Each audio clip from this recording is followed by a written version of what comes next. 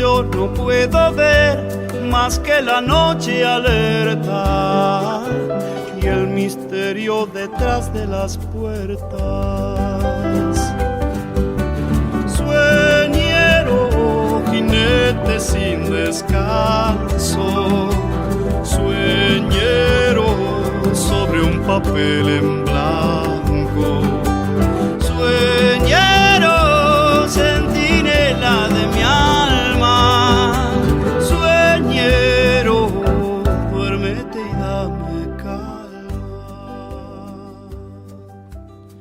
Recorro el paisaje humano, miro a través de los oficios a las personas, colecciono el extracto de su historia. ¿Desde cuántas perspectivas se puede mirar a alguien, trazar su semblanza? ¿Cuántos detalles surgen cuando nos detenemos a observar? Hasta en los rincones más quietos hay alguien haciendo algo. Me gusta imaginar la historia detrás de las apariencias, no pretendo acumular. Solo quiero mantener cerca el lado mágico de esas vidas. No conoce el olvido, desvelado en seguir lo perdido. Son pocos los oficios que tienen como campo de acción el universo entero. Lo real, lo posible y lo imaginario. Conocimos a una escritora e investigadora cuya inspiración y sujeto de estudio es otra escritora.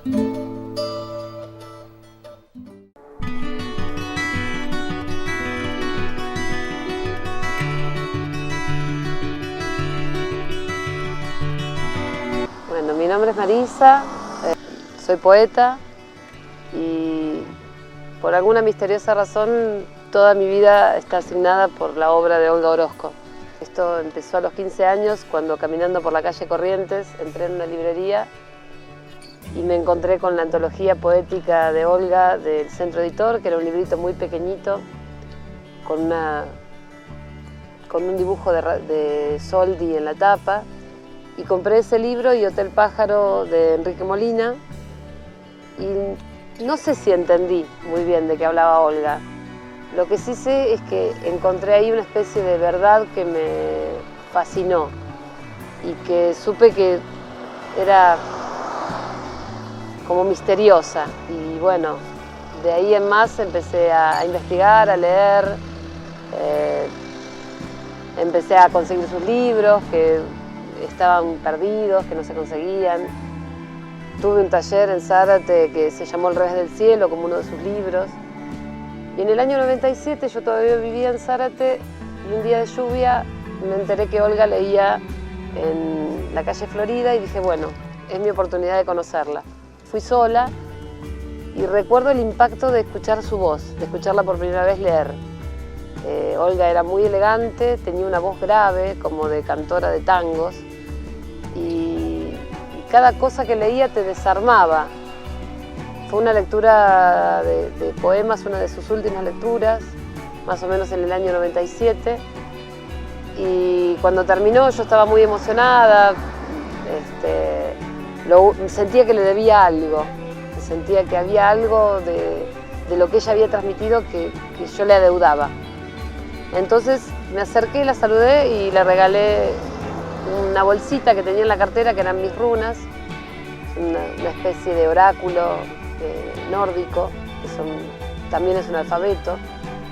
Y cuando Olga lo vio, me saludó y se sonrió y me dijo, ay niña, si usted y yo tenemos que hablar. Y me anotó en un papelito su teléfono y me dijo, venga la semana que viene a casa a tomar el té. Y bueno, ahí se iniciaron una serie de conversaciones muy bellas, muy nutritivas. Para mí Olga era un espíritu sumamente generoso. De pronto yo tendría 20 y pico de años y ella con su paciencia me guió en lecturas, me contó anécdotas. Y bueno, ahí se inició un vínculo que iba a durar toda la vida. No, yo no puedo ver más que la noche alerta y el misterio detrás de las puertas.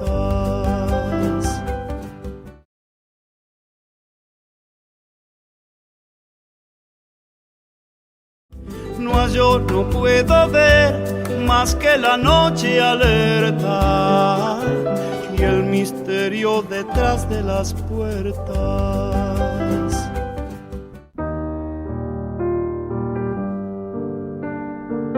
Hay profesiones que más que trabajos parecen destinos.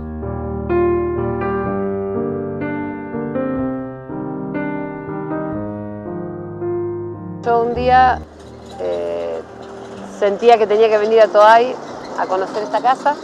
Un amigo muy querido me dijo, bueno, yo le voy a regalar ir a conocer la casa de Olga Orozco. Recuerdo el día que entré a Toay, que era el día de mi cumpleaños, que era la víspera de las hogueras de San Juan, y recuerdo todo ese camino por la ruta emocionada hasta la puerta de esta casa y de sentir claramente la presencia de Olga acá. Ella, uno de sus primeros poemas habla de la casa. Ella soñaba con una casa que creía con su hermana Yola que cuando ellas se dormían la casa se ponía en movimiento y las trasladaba por los arenales, entre los cardos rusos, entre los médanos, y que las llevaba a otro lugar y que milagrosamente a la mañana volvían a despertar en Toay. Así que su casa es muy significativa dentro de toda su obra. Y así fue que me ofrecieron presentar uno de mis libros de poesía acá. Y ese día, mágicamente, en una entrevista que me hizo Sergio de Mateo por la radio, me dijo, bueno, y es la primera vez que venís a La Pampa, ¿qué te gustaría? Le digo, no quisiera irme de La Pampa sin conocer a Juan Carlos Bustrias Ortiz.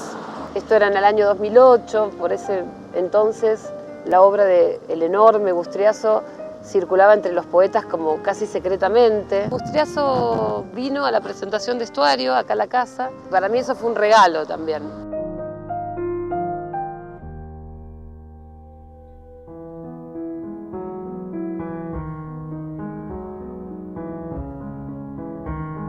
Bueno, en el 2009 se publicó esta antología, que es El Jardín Posible. El Jardín Posible, que es este jardín. Para Olga, el jardín era el límite entre un mundo y otro.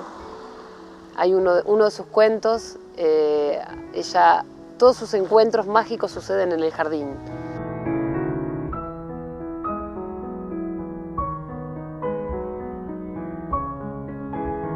Siempre hay una dimensión de la trascendencia en el jardín. El jardín es como un lugar, ella dice, en el fondo de todo siempre hay un jardín. Y bueno, en su poesía aparece esta casa y el jardín muchas veces. Y bueno, después de esta etapa del Jardín Posible empezó una etapa distinta en donde de esta poesía solemne, por ahí Olga siempre tuvo como fama de tener una poesía muy ligada a lo esotérico y muy inaccesible. También hay otra cara de ella que es su obra periodística. De 1964 al 74, Olga fue periodista para la revista Claudia. Bueno, siempre ningún poeta vive de su literatura, esto es muy difícil y la mayoría o se dedica al periodismo o se dedica a la docencia. En el caso de Olga fue el periodismo. Y ella trabajó en la revista Claudia, que era una revista mensual, femenina, y lo hizo con 8 seudónimos diferentes.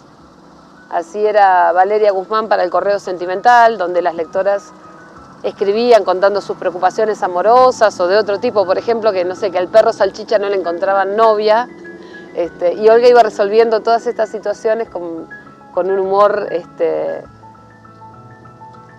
maravilloso, y hasta tenía el seudónimo tremendo de Jorge Videla para una especie de notas que hacía sobre el tango o sobre temas masculinos.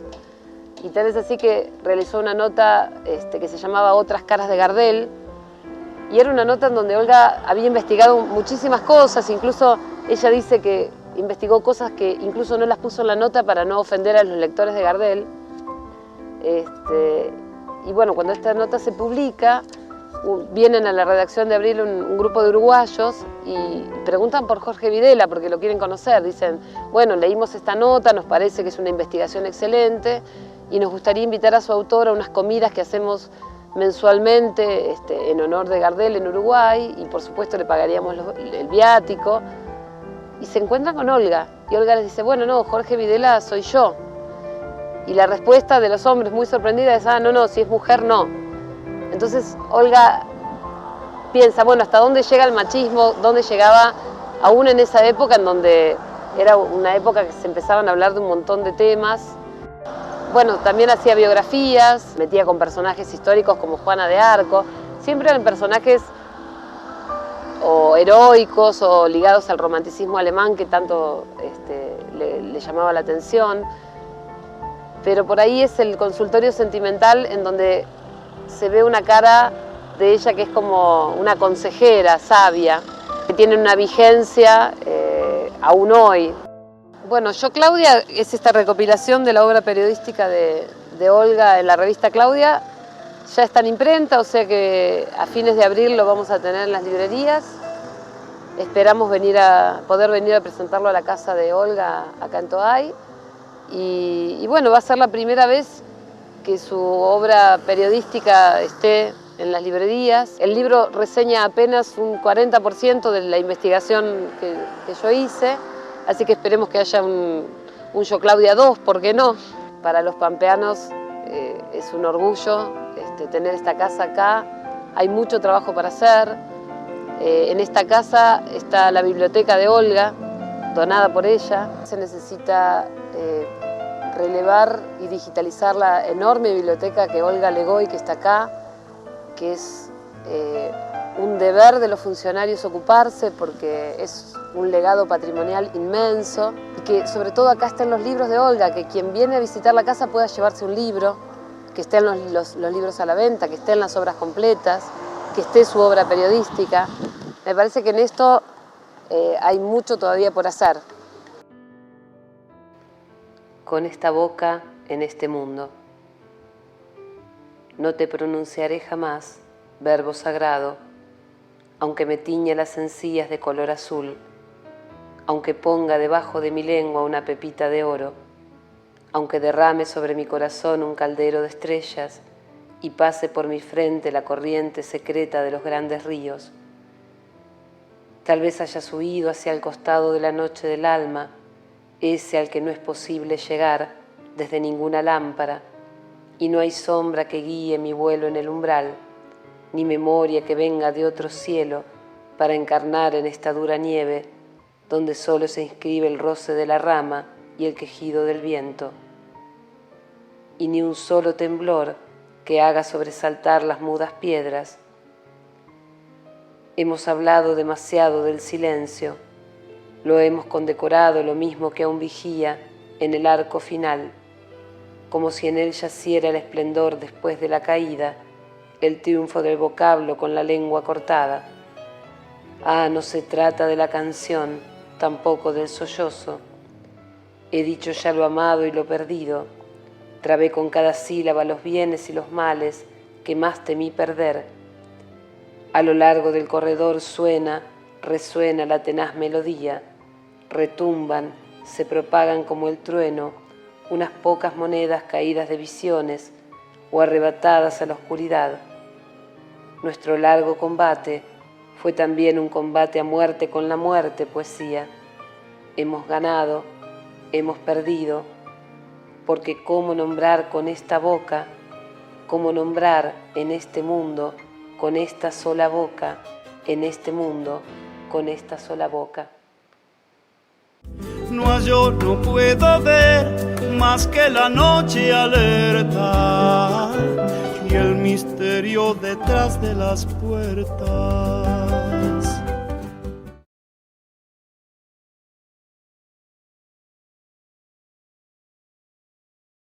No, yo no puedo ver más que la noche alerta y el misterio detrás de las puertas.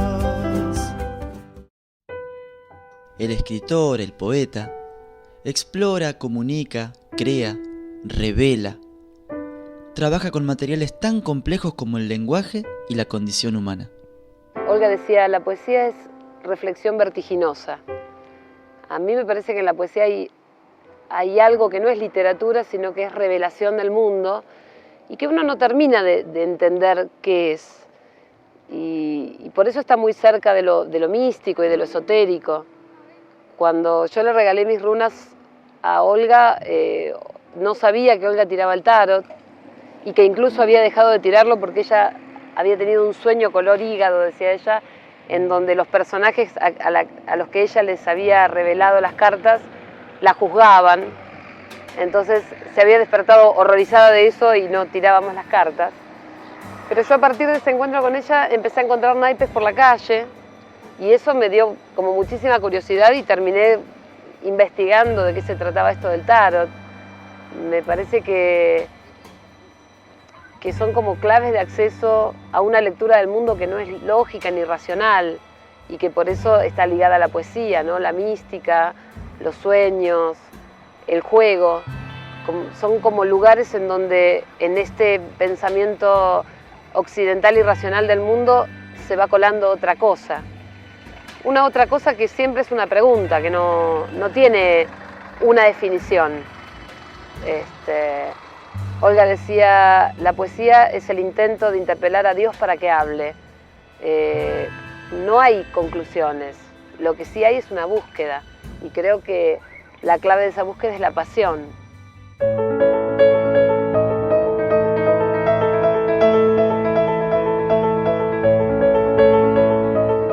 Pensar acerca del oficio de escribir o del oficio de ser poeta, me parece que la primera condición es que eso te salva la vida de algo. Me parece que lo primero que uno hace cuando escribe es salvarse a sí mismo. Es como un lugar en donde todo lo vivido puede ser contado de la manera que uno desee. John Berger dice que somos dueños de nuestro pasado porque nosotros lo podemos contar desde la literatura como queremos. Y yo creo que es así, que cuando uno se anima a la poesía también se anima a decirse desde un lugar luminoso, desde un lugar que te puede salvar. Y en mí creo que se junta, por un lado, el deseo de escribir y por otro lado el deseo de enseñar a escribir.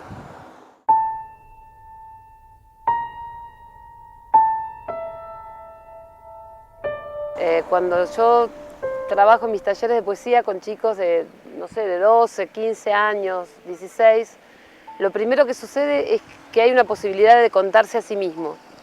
Y creo que si los chicos tienen una posibilidad de contarse a sí mismos, están salvados, porque hay un camino que es nuevo. Uno puede vivir en el medio de una villa, pero puede escribir sobre el mar. Y ese mar soñado te abre una ventana. Puede ser que desde ese mar soñado algún día veas el mar real. Me parece que esa es la posibilidad que te da la poesía, de abrir el mundo.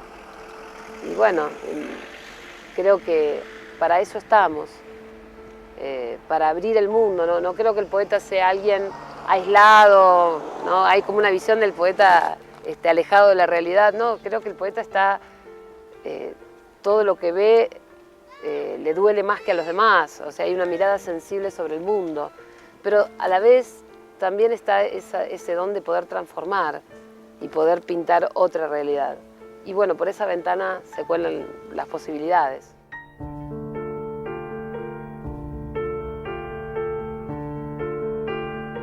Los dos caminos son necesarios. Que ni uno puede inventar escribir de algo que no siente, ni el poeta tiene la obligación de escribir sobre todo lo que pasa, pero bueno, creo que hay una postura ante la vida que se refleja, en alguna cara de tu obra se refleja. Olga dice, por ejemplo, si los editores deciden no publicar más libros de poemas, cantaremos la poesía por las calles, la diremos en las plazas, la imprimiremos en papel barrilete. Acá está su postura, o sea, que la poesía circule por las calles, que esté al alcance de cualquiera. Creo que la comprobación de que la literatura sana a mí me llegó por lo menos con este libro, con Estuario, en donde un poco rehago la historia familiar. Estuario es como una especie... Empecé a trabajar con fotos antiguas de mi familia y encontré esta foto que estaba perdida en casa, que es una foto que mi papá le sacó a mi mamá en la playa. mis viejos que se habían separado hacía como 30 años. Durante toda la producción de Estuario yo le oculté a mi mamá que esta iba a ser la tapa. Cuando ella se sentó en el bar y yo le di el libro y vio la tapa, la primera reflexión fue, ay, dice, qué enamorada estaba yo de tu papá en esa foto. Y fue el primer comentario buena onda que hizo de mi viejo en 10 años. Entonces yo dije, bueno, acá está pasando algo del orden de la magia. Y creo que es eso, que fue como la comprobación. Para mí este libro fue un camino de reconciliación con mi mamá. Me parece que la literatura provoca esos milagros.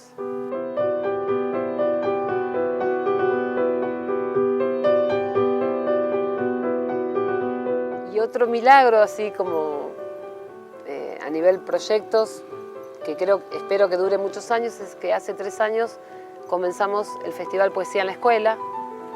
Poesía en la Escuela es un grupo de poetas, que ya son como 70, que simplemente durante una semana van a 12 escuelas públicas a leer poesía. Entonces cada uno de los poetas, que va gratuitamente, y esto es todo autogestivo, cada uno elige un maestro y se lo lleva a los chicos y se los presenta. Y bueno, el año pasado, por ejemplo, logramos esta maravilla, que es una revista en donde los chicos escriben poesía y los poetas cuentan cómo empezaron a escribir, y son anécdotas, recomendaciones de lectura. Y bueno, es un movimiento que cada año crece más, que llegó a escuelas del Delta, y nos damos cuenta de que la poesía realmente puede revolucionar el mundo, que necesitamos poesía en las escuelas, necesitamos que los docentes le pierdan el miedo. Me parece que este es el proyecto en el que voy a estar involucrada por muchos años más.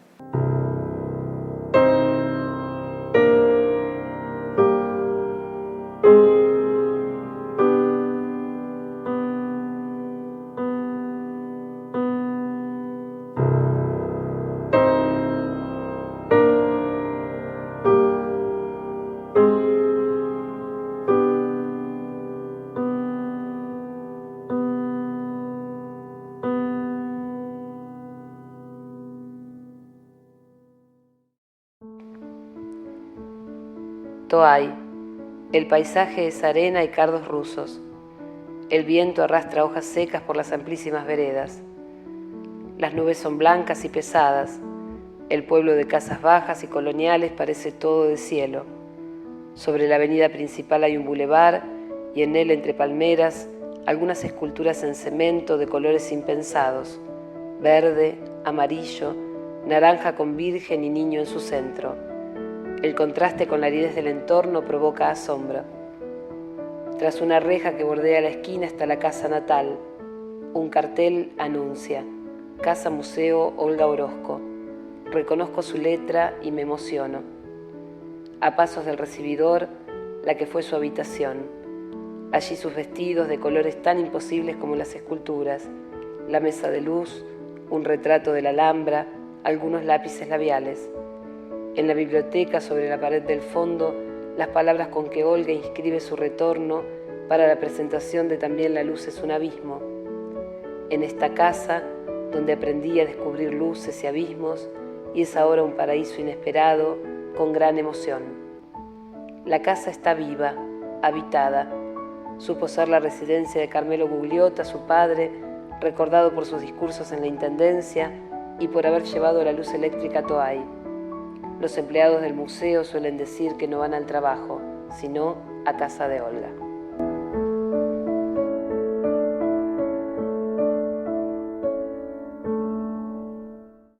Sueñero, jinete sin descanso, sueñero sobre un papel en blanco.